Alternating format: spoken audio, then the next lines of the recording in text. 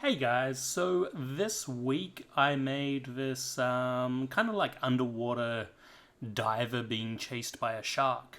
The way that I did it is I got this little slab of wood from Hobby Lobby here in America.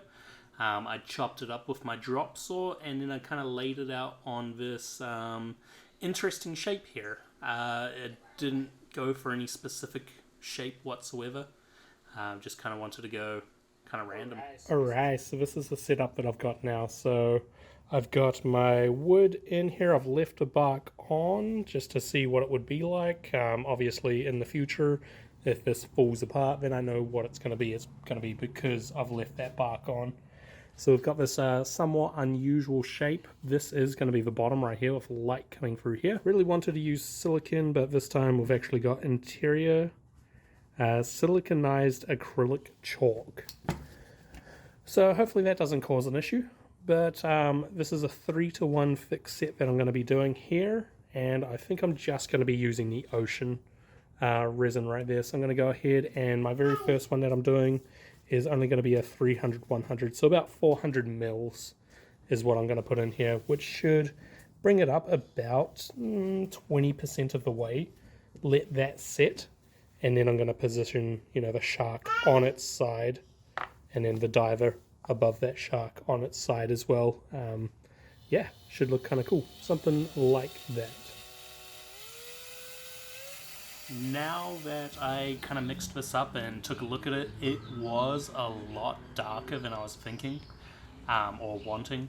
I could have simply just put a little bit more resin or epoxy into it just to lighten it down, but I didn't. I just kind of left it. Right here, what I've done is I've fully let that roughly 20% harden. This is about 2 days later. And then I've poured in an additional, I believe it was about 1200 mil of epoxy. Placed my shark and my diver in there. And then the last thing to do is to kind of fill it all the way up to that brim.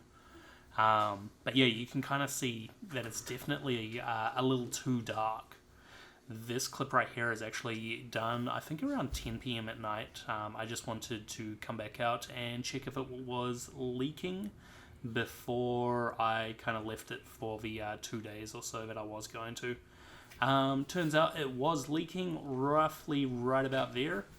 I only lost maybe 50 mils of epoxy. Chucked a little bit more tuck tape down and it was all good to go. So as soon as I got everything off it, I took it into my garage where I've kind of got my setup for my drop saw. Had to take that little guard off it so it allowed me to use the full, I think it's a 12-inch blade. And then yeah, as soon as I got the sides all cut, I brought it out onto this little makeshift planer. So what this is a router that I slide back and forward across the guide, and yeah, it kind of does this. It cuts it down. It was definitely not perfect, as you can see. I ran the router bit a little too deep in a few spots, but that's all good. I sanded it down with some 40, 60, 80 grit. Then I moved on to about 120 grit. And then I used, I think, 2000 grit. As soon as I put some beeswax on it, it was starting to make that color pop. One thing that I wish that I did do was kind of sand it down just a little bit more. There's definitely one side where that epoxy has kind of stained just a little bit too much. Yeah. But this is kind of a final product, and you can put a little light underneath it, an LED light, that you can control with a remote. But I think I personally like it on its side in a windowsill with the light beaming in from behind it. Well, that's everything there. That took me a roughly 1 week, maybe 5 man-hours to make it. Hopefully you like it. If you do, yeah, leave a comment. Maybe I'm going to do some more soon. I would like to kind of cast some other stuff, so yeah, that's about it. Catch you guys later.